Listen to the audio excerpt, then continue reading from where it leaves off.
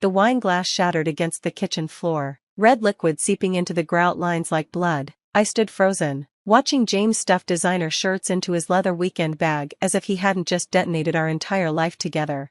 "Ashley?" I repeated, my voice oddly calm. "Your assistant Ashley? The one you said was just an eager intern?" He didn't even look up, just kept methodically packing. "She understands me, Rebecca. She sees my potential, doesn't try to hold me back like you do. My name is Rebecca Mitchell, and after 15 years of marriage, my husband was leaving me for a 23-year-old who still lived with roommates and called herself an aspiring influencer on Instagram."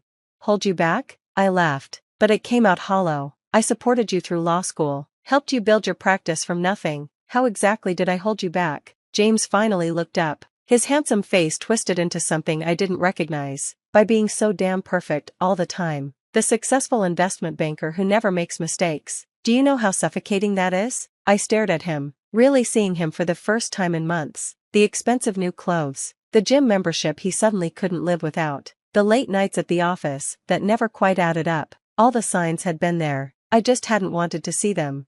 "And the trust fund?" I asked quietly. "The one we built together?" His smile turned smug. "Already taken care of. Had the papers drawn up last week. Technically, as managing partner of the firm, I had every right to protect our assets. The trust fund, $12 million we'd accumulated over 15 years of careful investing, smart career moves, and sacrifices." My stomach churned as I thought about all those nights I'd stayed late at the office, all the vacations we'd postponed, the family we'd put off starting because we were building something together. Or so I'd thought. "You can't just take it," I said, but even as the words left my mouth, I knew he could. James was a corporate lawyer, he knew exactly how to manipulate the system.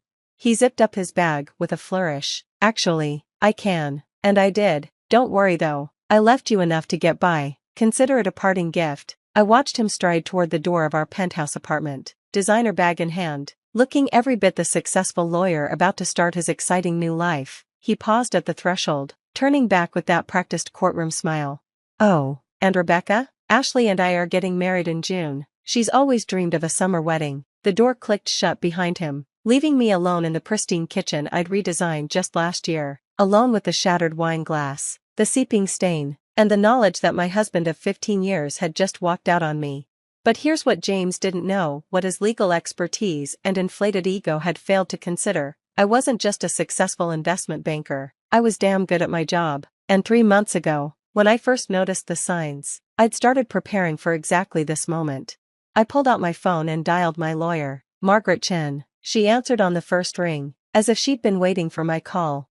"It's done," I said simply. He took the bait. Margaret's voice was crisp and professional. "Everything in place? Just like we planned." "He thinks he cleaned out the trust fund, but," I smiled, feeling the first real spark of satisfaction since James dropped his bombshell, "but he has no idea about the offshore accounts, or the shell company, or the fact that I've been documenting every questionable transaction he's made in the last 6 months." There was a pause, then Margaret chuckled. "You really are brilliant, you know that? When you came to me with suspicions about James, I thought you were being paranoid, but you saw it coming." I had. The signs were there if you knew where to look. The sudden interest in cryptocurrency, the new offshore clients, the way he'd started asking pointed questions about our investment portfolio. James thought he was being clever, but 15 years in investment banking had taught me to spot patterns.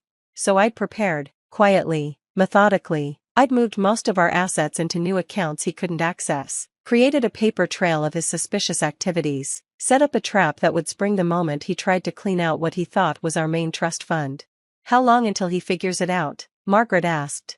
I glanced at my watch. "The fake trust fund transfer should clear in about an hour. Once he tries to access it, the fraud alert will trigger, and all his recent transactions will be flagged for review." Margaret sounded impressed. "You've really thought of everything." "Not everything. I hadn't thought about how empty our apartment would feel. Hadn't prepared for the ache in my chest when I looked at our wedding photo still hanging in the hallway. 15 years was a long time to love someone, even if they turned out to be a stranger in the end.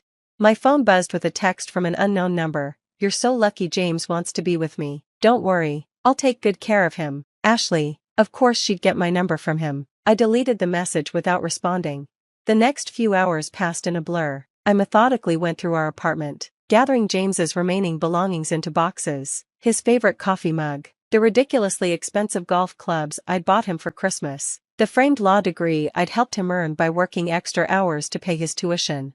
Each item felt heavy with memories, with promises now broken. By midnight, I'd filled 6 boxes. They sat by the door like sentries, guarding the remains of my marriage.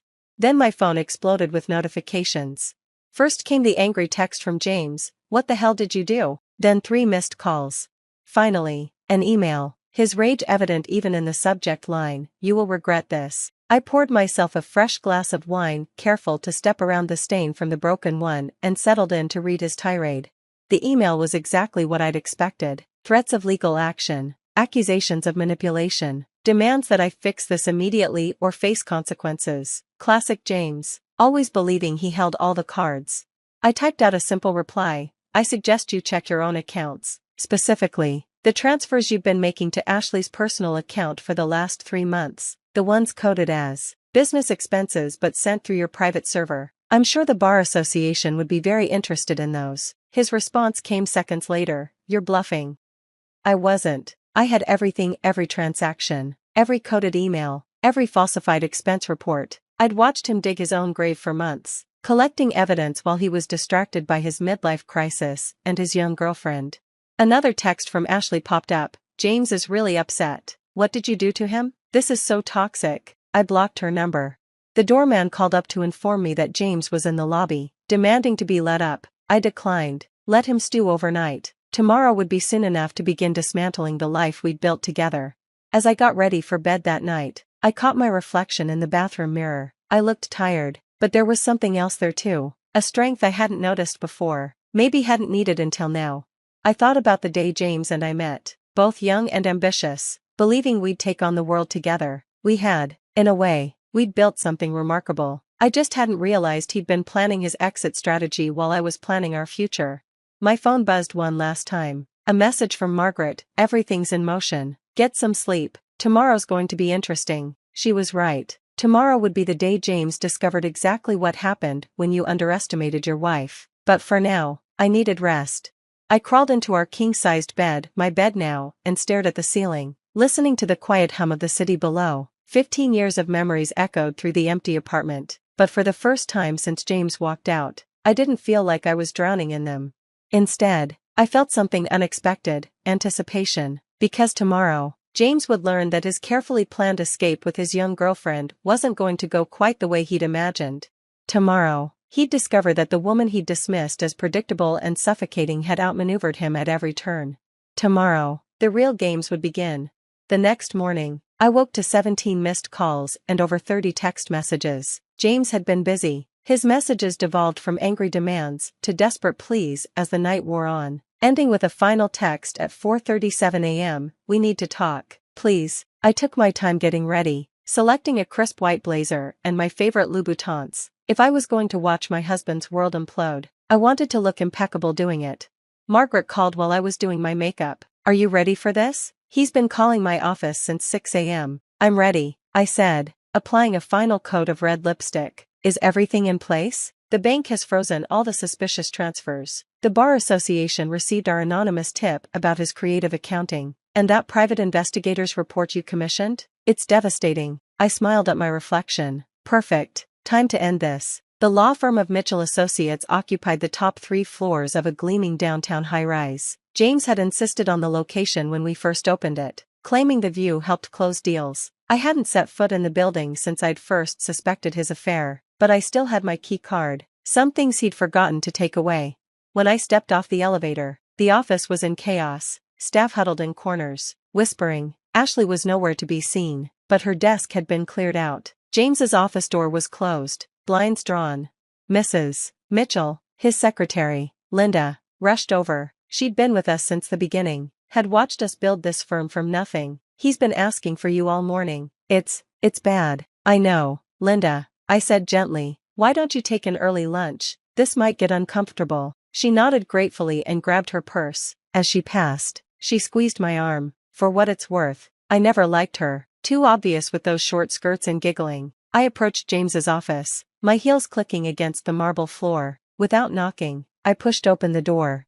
The great James Mitchell looked like hell. His perfectly styled hair was a mess, His expensive shirt wrinkled. He sat behind his massive desk, surrounded by papers and empty coffee cups.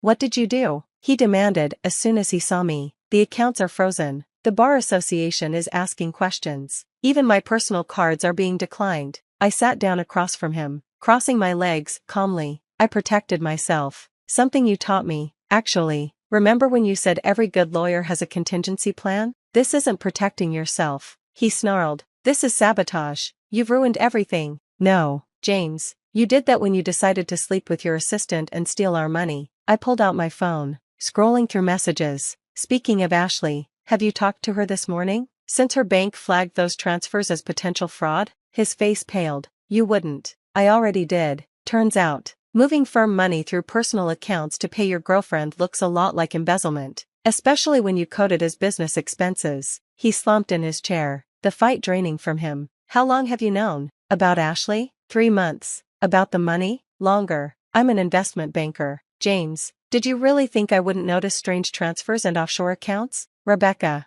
we can fix this," he said, leaning forward. His voice took on that persuasive tone he used in court. "We'll tear up the divorce papers. I'll end things with Ashley. We can go back to Dash." "Back to what?" I cut him off. "Back to you lying to me? Back to me pretending I don't know who you really are." I stood up, smoothing my blazer. "No, James, we're not going back. In fact, I'm here to discuss the future of Mitchell Associates." His eyes narrowed. "What about it?" I smiled. The same smile he'd given me yesterday when he thought he'd won. "Check your email. You'll find some interesting documents from our biggest clients. They're not happy about the rumors of financial impropriety. Most of them are taking their business elsewhere." "You can't do this," he whispered. "This firm is my life. Our life." I corrected him. "We built it together, remember? With my connections, my trust fund to get it started. And now? Now it's just another asset to be divided in the divorce." His phone buzzed, probably Ashley realizing her gravy train had derailed. He ignored it, staring at me like he was seeing a stranger. "Why?" he asked finally. "Why go through all this? You could have just divorced me." I leaned across his desk, meeting his eyes. "Because you thought I was weak. Predictable. You thought you could discard 15 years of marriage and walk away with everything we built. I needed you to understand exactly who you were walking away from." As if on cue, Linda appeared in the doorway. "Mr. Mitchell? There are some gentlemen here from the Bar Association. They're asking about an ethics complaint." James's face crumpled. His perfectly planned escape was falling apart, piece by piece. The money he thought he'd secured? Frozen. The girlfriend he'd risked everything for? Gone radio silent once the cash dried up. The reputation he'd spent years building? About to be scrutinized by his peers. "You'll never get away with this," he said, but his voice lacked conviction. I gathered my purse, preparing to leave him to face the consequences of his choices. "I already have." "Oh, and James? Ashley posted some interesting photos last night. You might want to check her Instagram. Apparently, she's already found someone new, someone whose accounts aren't frozen." I walked out of his office, head high, leaving him to deal with the Bar Association investigators. The staff watched me go, their expressions a mix of awe and sympathy. They'd figure out soon enough that Mitchell Associates would survive just under new management.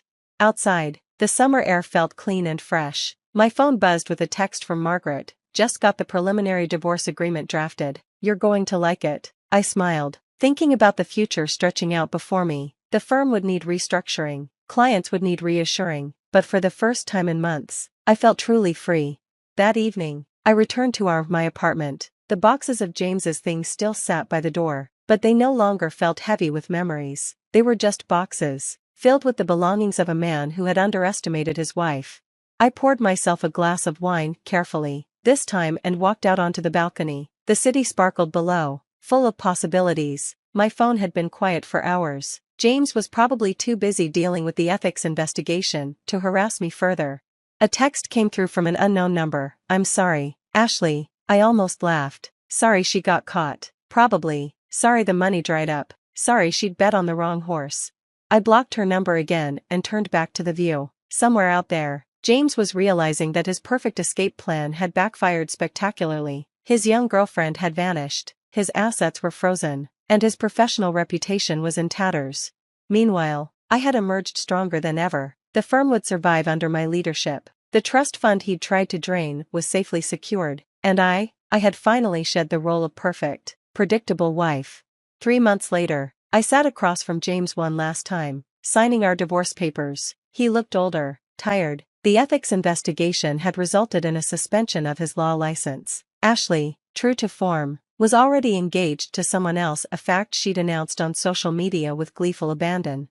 I never saw it coming, he said quietly as we finished signing. Any of it. I thought I knew you. That was your mistake, I replied, gathering my papers. You saw what you wanted to see, the supportive wife, the reliable partner. You forgot that I'm also a woman who knows her worth. I stood to leave, but he called after me. For what it's worth, I'm sorry, not just for Ashley, but for underestimating you, for thinking I could outsmart you. I paused at the door, looking back at the man I'd once loved. Goodbye, James. I hope she was worth it. The door clicked shut behind me, echoing with finality. In my purse, my phone buzzed with work notifications, client meetings to schedule, decisions to make. Life went on. That night, I finally cleaned up the wine stain from the kitchen floor. As I scrubbed, I thought about the day James left, thinking he'd orchestrated the perfect exit. He hadn't realized he was actually setting himself up for the greatest fall of his life. Sometimes the perfect revenge isn't about getting even, it's about showing someone exactly what they lost and making sure they live with that knowledge forever. I never told James about the second offshore account, the one even Margaret didn't know about. Some secrets, after all, are better kept, just like some lessons are better learned the hard way. The wine stain finally faded, leaving no trace of that fateful day. Like James's presence in my life, it had seemed permanent at first, a mark that would never fade, but with enough patience, enough determination, anything can be erased. Well, almost anything. The lessons? Those I'd keep forever.